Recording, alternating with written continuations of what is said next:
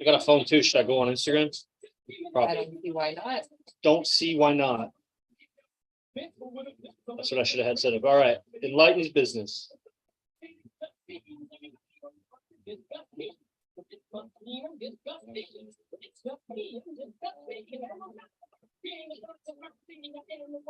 It's all right, what's up? Instagram, this is Enlightened Business Standards. Live streaming to you right now. Guys, Telegram is in the bio. We'll start in a second.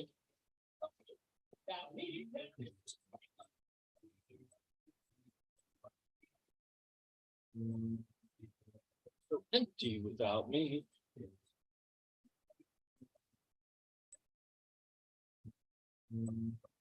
What's good, G? What's up? DJ Side. Yeah, it's better.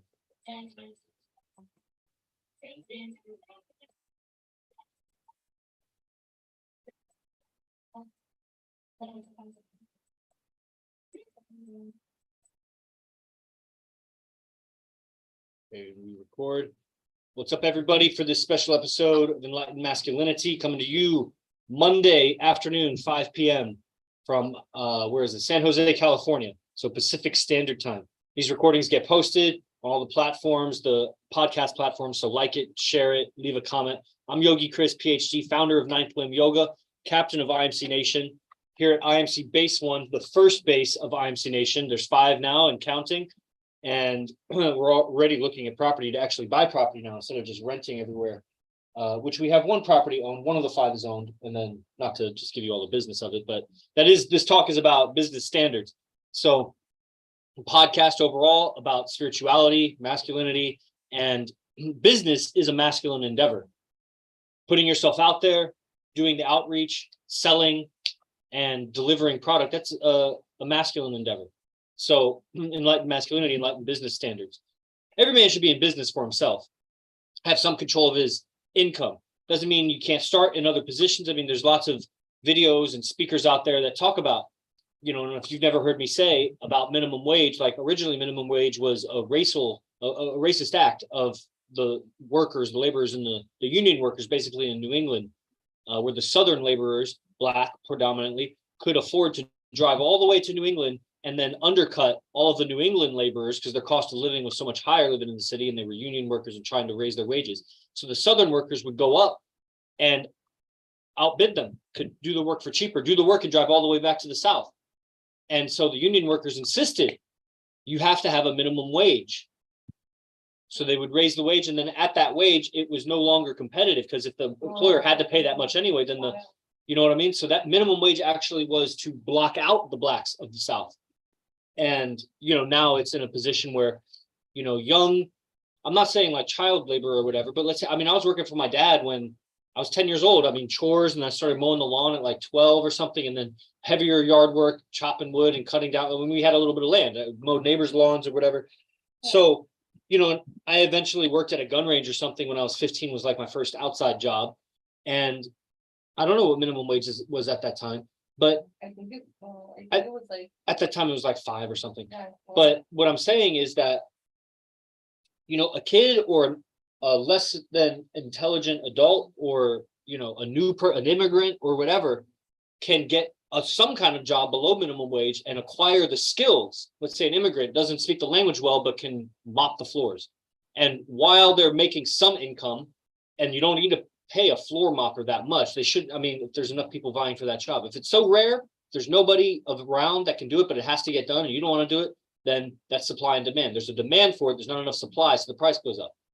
But if there's a lot of people trying to make income, let's say 14-year-old, 15-year-olds, or immigrants, or, you know, somebody, a special ed, whatever, like, let's say in the case of the immigrant, could get the job under minimum wage while they work on their English, and then could get better jobs. Or the 12-year-old or 13-year-old, 14-year-old, that's the son or daughter, because that's the only way it would really be acceptable. And even then, it's hardly acceptable. They would think it's child labor. But if the 13-year-old son of the restaurant owner gave him a job mopping floors for below minimum wage while the son matured and gained better skills, right. So then they can pull an income, and the employer can, for more cheaply, get the job done, so the business thrives more. So that's when you get government out of business, it does better. So, you know, what was that? Why was I going to the minimum wage or whatever? Business standards, masculine endeavor, putting yourself out there and, owning property. I don't remember where I was going with that. Anyway, the persistence needed to work for yourself, have some income. Like, you're starting from whatever your starting place is in life. When you come to IMC Nation Tech, I wasn't even selling my yoga until I came to IMC Nation Tech, and I started feeding my mind the ideas that I should work for myself. I should make money for myself. I should have some control of my income, where if I do better, I make more. Or if I work more hours, I make more money. And some jobs have that. Let's say you could get overtime or pick up extra hours or something like that. Okay, that's taking control of your income. Some, you may be able to do better service and then indirectly get better. Yeah, tips. Or also, I mean, when I was mowing lawns, if I do it faster, or if I do it better, cleaner, whatever, they may give me more. Yeah. And so a job well done, like, gets rewarded. Not always, but then over time, I mean, in a purely entrepreneurial sense, because, like, let's say waitressing isn't entrepreneurship. You're, in service industry, so you can get paid for doing more, but you ultimately can't select your clients. Right. Versus if I was mowing lawns and somebody's an asshole, I don't have to mow their lawn. I don't have to do business with them anymore. You can decide what restaurant you work for. You're a service for hire. If you don't like that restaurant, you get a better one. So in that sense, you're in control. So where is your control? And then, so I came from the context of working for the university. I was teaching, I was, grading papers. I was, producing scientific results they could get more funding from the government agencies. So it's a job, but I'm definitely not working for myself. I can't make more money. I have to do some side hustle. And, coming from that arena, that matrix of just, it's kind of like almost debate. It's like scientific debate is like the PhD schooling. It's like you're contending for your idea to succeed, and you got to back it up with a bunch of research, and you find this research and you pull the information. And as you become an expert on the subject, because few people are diving in that deep to everything that's available, and you're getting all the theories of all the thinkers that, put the time into it, and you start innovating. And then you bring that case to, the advisors and the board of teachers and your fellow students or whatever. And, you debate about it, and then you make it better. And, that whole matrix, while, I mean, I matured in some aspects, like my ability to measure things, very important. You got to measure your stats. You got to keep track of data, because if you're going to succeed at a bigger and bigger level, you're going to end up wasting a lot more time going back and finding that data later. When you have interest in it, when you're trying to measure, did I go up or down? Who are all my contacts? When's the last time I contacted them? You just got to keep track of stuff. Like your model roster. Yeah, like the model roster. Like, it was easy to just DM 30 models right away because I knew who they all were, and crossing them off and moving them into the other sheets. So, it's just data management. That's people, but I'm keeping track of the data, their name, where they're from. Yeah, even all the little notes, and just then Yeah, exactly. Because I'm not going to keep track of all that. Use the computer. Use the external hard drive to your mind to unload the information, so that you do what you do, which is communicate. Enlightened business is communication. The computer can't communicate with finesse. Even AI, like, it's not going to have the finesse and the consideration of the other person and what's the message you're transferring. Like when I'm selling my yoga, that's where I guess I did get some skills from academia. I just sell my ideas. But is kind of different because everybody's there. It's not the same voluntary thing. It's not getting somebody to pay $1 or $100 for, some service. That the whole academic and government system, how the government's involved with academia and whatever, really warps what we consider valuable and what we consider necessary. If you get rid of the government out of that, then a lot of things, they're not necessary. Nobody's going to pay to fund the research, the kind of research I was doing. That would have been a pastime interest that I could have made some profound discovery about, like, and that's how it happens. Like, Isaac Newton wasn't commissioned to develop calculus. He did that in his free time while he taught other shit. You know what I mean? That was before government's all involved in that. Maybe you get a patron, like a king or somebody rich, that creates the education, the school or whatever. but it's not the government. You don't take taxpayer, you don't tax the population, take their money and put it in academic, because it's going to end up, you're going to get the government telling you what subjects and authorizing what graduates and standardization and all sorts of things. So you lose innovation when you standardize. What's standard? Like making it equal across the board for all cases, Oh, yeah. you know? And that would even happen in relationships, to say standard expectations. There are some standards, just like there are some standards in university. You don't go to the university naked. You don't piss on the, there are even more standards, like you know, the standards are you show up to class kind of thing. Yeah. But as far as standards of what it takes to graduate, that should be for each university to decide. Right. And then the company that hires needs to, is that company reputable or whatever? So the government can cloak its set, like why it's needed, in saying we're protecting the employers, so they know that this person graduated from a standardized university with a standardized curriculum that they can trust, kind of thing. But then when you go in there and you're making the standards, then you start limiting what's possible. Like a person can't research what's, you know, their interest. They can't, what? Well, when you finish what you're saying, I have a question. Dude, what's your question? I already paused.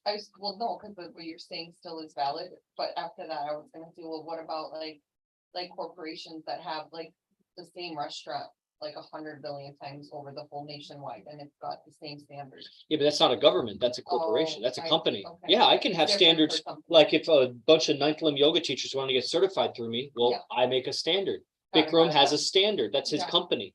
But for the government to say, come in and say, you know, the whole education system, and they've monopolized it. So now if a private education comes in, it's still going to be like discard. It's like a side thing. Oh, that's messed up. Yeah. So that's just like medicine. Yeah. So they say you can't practice medicine unless you, like, it's a limitations on it. Oh my So God. that's why homeopathic or a lot of Can't people, be, like, they got to go out of the US, or they can't say that they're a Right. doctor. They're saying that they're, you Wow. know, some kind of, they can't say healer. They like the government got involved in people's lives and said Yeah. you can or can't do that. Supposedly to protect the people so that Right. they don't get duped, but then you dumb down the people. Yeah. So then the people don't look for themselves, and they'll Totally. get manipulated because they're basically being farmed. They're being, Wow. you know, corralled into this way of thinking. So we're all brought up in that system. And when I became an entrepreneur, I realized how much I was brought up in that system. I Wow. didn't have the way of speaking, the way of understanding what was happening to sell myself, to transfer the certainty and the confidence to the other people, to be clear on what it is I'm offering, what's valuable. What I had were some things such as persistence. I had discipline in certain things, such as like my data. I was disciplined about my data. I kept track of things. Maybe didn't have discipline in other things. Like I really struggled to make my cold calls, is how I did my business. I really struggled to do that in the morning time when it was the best. So I would end up doing it later, and it lowered my effectiveness because people weren't in the business. They were there in the morning. So I got better at it. So in my discipline, I got better, but I wasn't like naturally starting out that way. But when I started out, I was good with my numbers. I was good at keeping track of stuff. It came easy to me. And, you know, and I had persistence through wrestling and just my upbringing with my parents. So those are ingredients essential to making your own money. But how to find customers, potential clients, leads, or prospecting generates leads. And then you get leads and you sell those leads on what? Your service or your product, on your outcomes. And then how do you do that? Well, I mean, gee, go for it. I mean, there's all kinds of systems out there. And the more you do it, the more it fills your day and your life with those activities versus just in passing sometimes. Like in the beginning, when I felt good, I did the prospecting. But at some point when you want to have a consistent, reliable income, you got to consistently, reliably prospect. And then when you have to prospect, even when you don't feel like it, that's when you realize the importance of state management and state control. You got to somehow be able to shift your mind into doing what you don't want to do. It is, it's mental. That's why. So it's discipline. And then, you know, a lot of people, they'll find vices for doing what they want to do, like donuts or coffee or cigarettes or cocaine, who knows, whatever. And that is destroying them to supposedly on the outside. So that's why, you know, a lot of people, they sacrifice this other dynamic for that money dynamic. They sacrifice the relationship dynamic. Because an undisciplined man that's sloppy, that doesn't take care of himself, but he's all about his business, is only mildly attractive. She'll try to fix him. She'll try to upgrade him, dress him better. And it's the sun. And then there are guys also that are cool. They got their social veneer put together, their sense of fashion, they even have smooth communication skills, amicable communication skills, where they're well liked, they're likable, but they don't have that ambition, the drive, the persistence to make their own money. So they're always a cog in a machine, a slave to someone else. They're not a slave, because slavery, let's not compare our life to that of slaves per se. I get the whole modern slavery to the, international banking system, and the governments own our soul through the birth certificate system and all of that. Yeah. Okay. So we're slaves, but there's so much choice. And, maybe at some higher levels, as I and everybody, we become aware of what the limitations that have been placed on us to ascend. Yeah. Okay. Slaves, whatever. We're on a prison planet. I think more prisoner than slave. I would go with that. We're prisoners, but I don't think slave. But a lot of people, they feel they are trapped in their condition, and they're not doing the necessary steps to get out of that condition. And when they go to start making those necessary steps, they need persistence, and they need state control of their mind. They need communication skills to get the transfer of ideas, the certainty about your product. Like if you're selling, like DJ Side Effects, you sell DJing and you sell cannabis, right?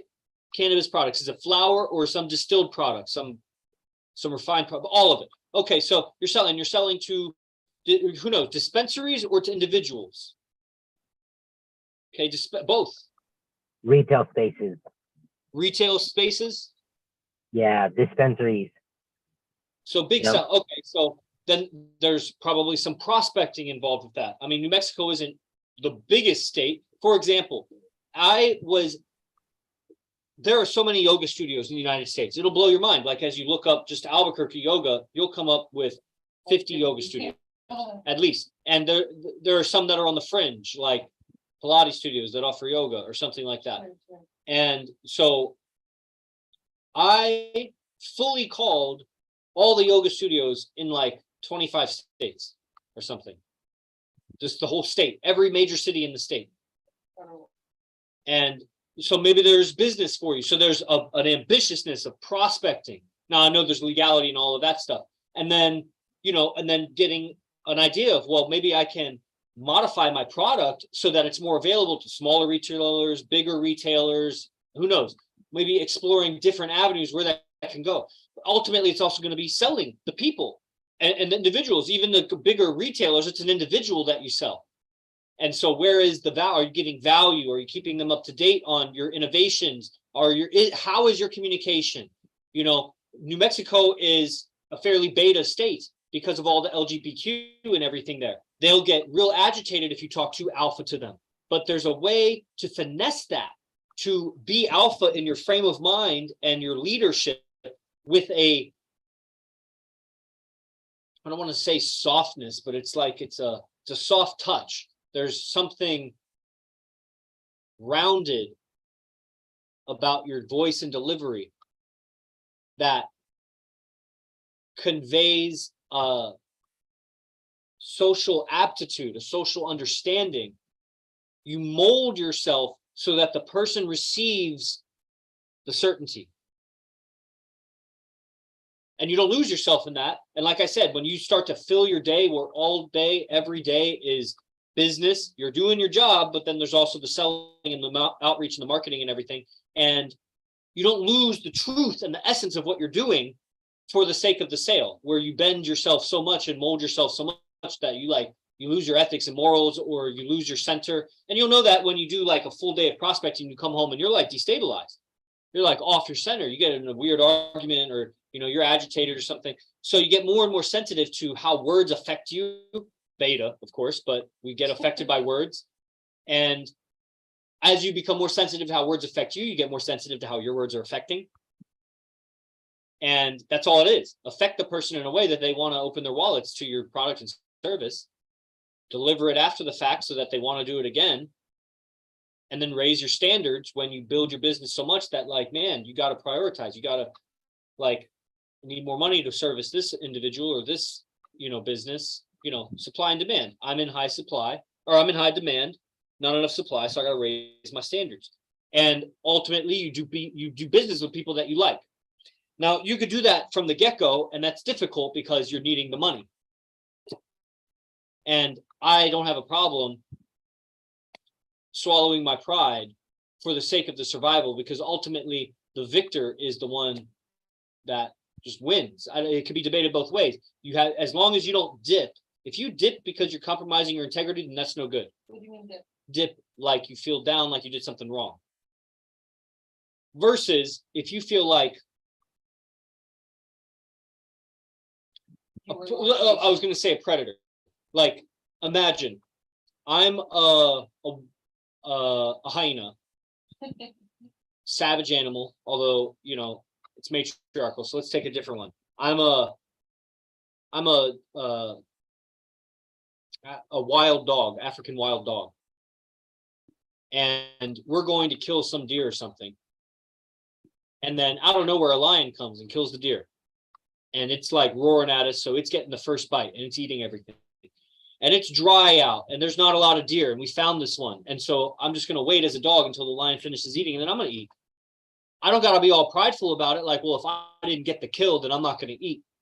Or I'm going to fight the lion so that I get the first tastiest bites. Like, I'm looking to survive, and the victor is to me. I'm the victor if I get to eat. So, you know what I'm saying? So, but it depends on your mindset. Now, if the dog get all depressed because it wanted to be the one that killed it, and, it wanted the jugular, it didn't want to have to eat the hind parts or whatever, like, and that's what people, like, you're starting out your business. So you take what's there and you don't lose, respect for yourself. Now, if a person, there are instances, and you learn as you do it.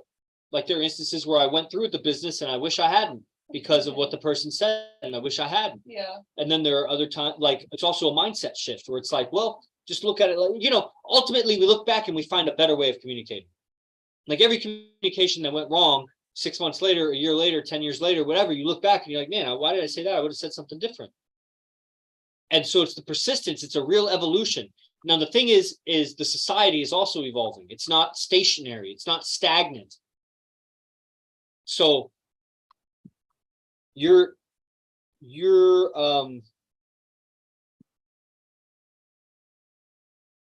got to keep up with the times and stay tapped in with your audience, and keep innovating and upgrading your communication. So this show was called Enlightened Business Standards.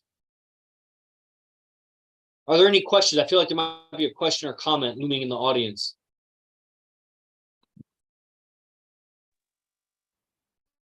What? I have this question of like, for example, like, how would a person know, like, there's like all these female therapists, for example, they like work in this, like mental therapists? Yeah, like therapists for mental health. Yeah, like you go to them and get talk therapy. And then you have all these women like on Instagram, for example, that I've recently started getting inspired. Like, I saw some random lady who's a therapist, but she made her own program. Am I too long? No. She made her own program for like women to like release their insecurities and like negative traumas so they can be a better partner in a relationship. And it's like some kind of 6-step program. And I started looking through her website, and it was basically like a $10,000 program for 5 months. That's how much she charges people for. And I thought, like, what does it take? Like, what did she see to like even be able to charge that much? Like, what, like, I want to be able to see that for myself of like, what does it take? Like, what I could offer to. It's just a hyper-focused audience. Don't think that like hundreds of people are paying her for that. She only needs one sale a month. And so she has a marketing funnel that has very pinpointed ads. She learned marketing, or she hired somebody, probably she paid to learn the marketing, so that it targets the exact audience that's the most likely clients for her. She has a certain audience of like maybe 50,000 to like 500,000, somewhere in there, that's She's not worried about everybody else. She's not trying to sell every woman out there. She's got the age, the ethnicity, the interests, all the social media. So she's only hitting up those people. And then it's a funnel where they go to the webinar or they go to the website, and then there's the sales, and then they sign up for a clarity call, and then they do like some clarity call, and then they're sold on it. Yeah, of course.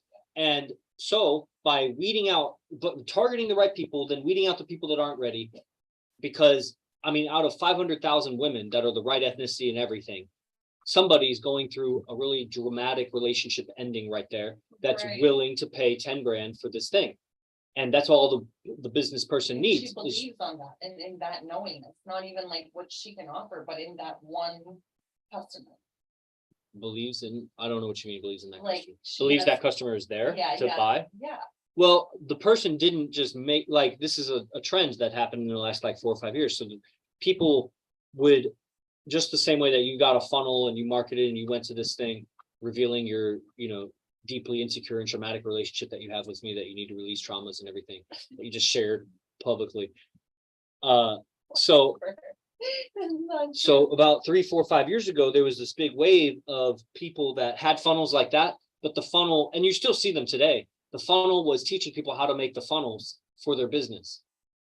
So people had offerings, whatever that is, you're a crystal healer. Yeah. And you've paid $15,000 over the years to get better at crystals, and you feel like you have some valuable information that could teach somebody something. Totally. And well, there's probably a few dozen people in the United States that would pay that if you found them and then sold it to them, right? And so that's what those systems are built off of, is like just hyper targeted ads and we'll design your website. We'll give you all of these written exercises to help you get clear on your offering, whatever. This is what I've told you to do. Yeah, because I've done that program. That's why I started to notice all of a sudden, ever since you told me that, I started to notice like Instagram showing me other women's programs, and I'm just like, and not for me to join them, but as an idea to see what you were telling me, and it's really inspiring me. That's all it is. So, as the truth is also that those people, those individuals that go through that whole funnel building program and whatever, and have an offering that they're selling, some online 5-week, 5-month training, whatever, totally, is that they have successfully done that with somebody. They probably gave a lot of free lessons. They've probably tried to teach all their friends or whatever, and they have at least a few success stories that they understand. Like, for example, I had a woman that was from New Zealand, Dana, that had this. Do you remember that story? Yeah. So she had this experience that was better than this other program that she paid $5,000 for, didn't get the experience, but she got it through my YouTube video. So that's when I would say that this technique is a $5,000 technique. Yeah. And, so very definitely, like, the muscle activations are that. Yeah. Like, if someone like my dad or somebody that's in pain like that with spinal injuries and whatever, learn some of these muscles, because it decompresses the spine to activate these muscles. If the message could be delivered to that person in the right way, they would pay $5,000-$10,000 for this. And then you'd have to be sensitive about the words. I can't say healing. I can't say therapy. I got to say, I got to somehow get the idea of therapy and healing across to the person without saying those words. And they would buy if it was delivered to them right. And, but then, so. Wow, that's blowing my mind. I always have this mentality of like, people just click on that and nobody ever buys. My mind says most people don't buy, for sure. Yeah. You don't want most people to buy. It's just not going to happen. Yeah. It's a wrong target. It won't happen like that. So, yeah. Okay. Anything else? Yeah, go ahead, Saber. Okay, so why did you want to avoid using the term therapy or healing? Because you can't. You'll get sued, or the government will slap something on you. Really? Yeah, I can't say that I'm a yoga therapist. If you go through, they have a. You can't say heal the body. No. Wow. I mean, you can, and if you get away with it. Wow. Mm. But a lot of yoga studios won't let you say that, because they'll get in trouble if they say healing in a flyer or a workshop or a title or whatever. Look it up. Look up any yoga studio. You're not going to see anything with therapy and healing. Wow. Unless it's somebody that went through some government funded organization that says you can say therapist. Okay.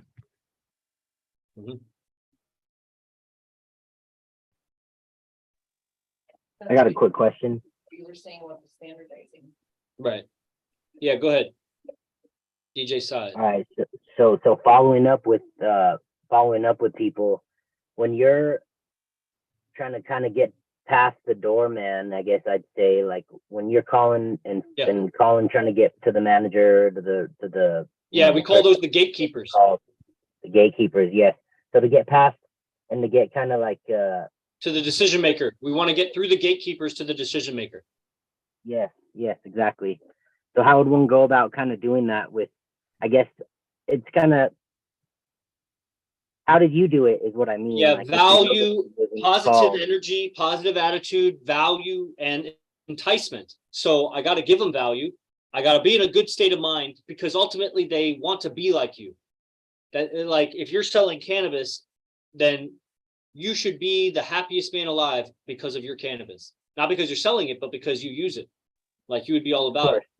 And or you directly are benefiting. You don't even have to use it. You could be so happy that the people who are buying your product and using it are so satisfied. So you have like but that's going to be conveyed when you're so happy about that. When you're so happy is maybe a kind of an immature emotion to say, but let's say there's certainty and there's also a joy that you are about your product and about, so that's a vibe like that. You really like what you're doing through and through. So that's the initial splash that they get from you. Then, you're talking to the gatekeeper. So they look up to you. They got to look up to you. Like, man. They do. We're on the farm. Huh? We're next to the plants. So yeah, I can see that. And with our product, they got to look up to your character. Organic. They got to look up to your character, not what you do. What you do is cool too. They want to look up to that. They want to, dude, you got to be so likable and so cool. But they got to look up to your character. Like, man, this guy, like if you were socially savvy, good speaker, could calibrate up or down. So if the person's dumber or they're of a different ethnicity or something, you got to change it up so that, but without them thinking that you're changing up too much for their sake. It's okay for them to think that you're being considerate of them. And so you're talking in a way that is respectful of their preferences, but you don't want to change yourself so much that they think he's just shallow trying to manipulate me into buying something. So there's a sweet spot there. That's not too much, not too little. But then, how you get through the gatekeeper is value and enticement. So the value is how good the thing is that you're selling, the results it gets, the prices that you offer, the customer service, the delivery, the timeliness, really in mine also was so much of my communication. I'm responsive. I get back to you. I make updates. And then I'm also going to, I did my own things like, I'm going to definitely do the marketing. This is my marketing plan. A lot of people don't do that. Here's my testimonies. I have testimonies. So that's like value. And, enticement is, this is what I'm going to end up delivering, which is happy, healthy handstands. You're going to get happy, healthy handstands. Your wrists aren't going to ache and throb. Your shoulders aren't going to ache and throb. So I'm enticing them because that's not the value, because that's just me describing the value. The value is when you can do a handstand without your wrists hurting and your shoulders hurting.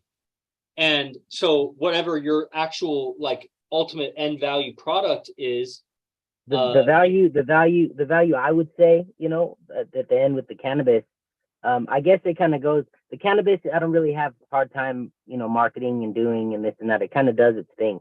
The DJing is where it's kind of slowed down for me. So back to like getting past the gatekeepers in that aspect. So like I for that aspect, challenging.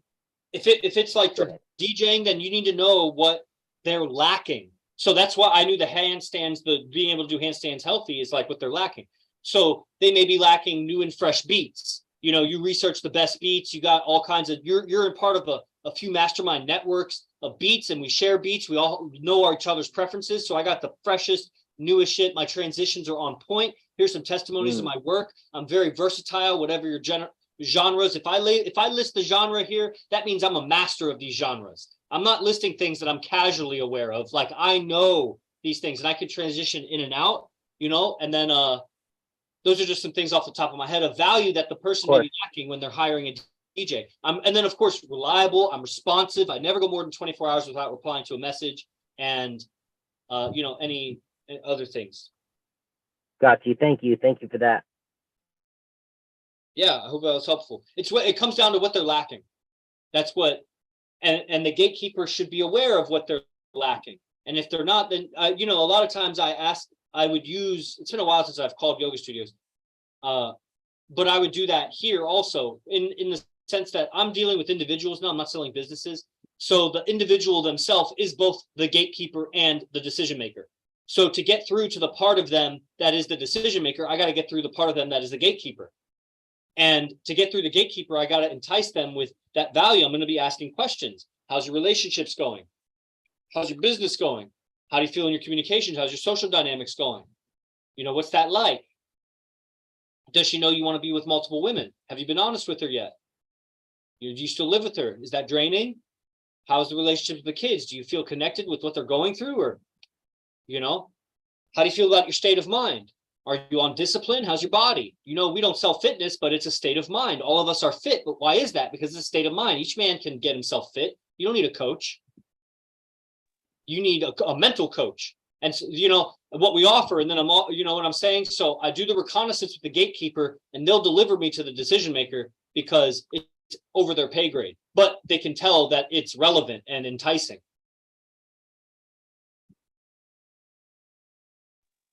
Makes sense, and I add that value within the cannabis space. But as far as the DJ space, I've been doing it for so long. It's hard, I guess, to get to that level. But I think with being a part of the masterminds and all of the groups and just developing better communication skills and how to put what's in my mind out, I'll be able to build that value in these, you know, areas.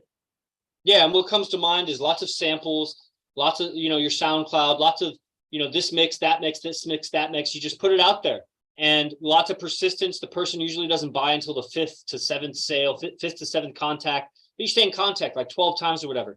If you keep track of your numbers, then you need a list of like all of your you know, business contacts. When's the last time you contacted them? And you put them on a rotation until you fill your calendar with DJ gigs. Then you get testimonies from the people afterwards, and then you distribute those testimonies also, so that everybody knows that you're doing well. If you're staying in your city, you got to play by their rules. So you don't want to, you know, violate more than one or two people, you know, because then you'll get kind of blacklisted in your city.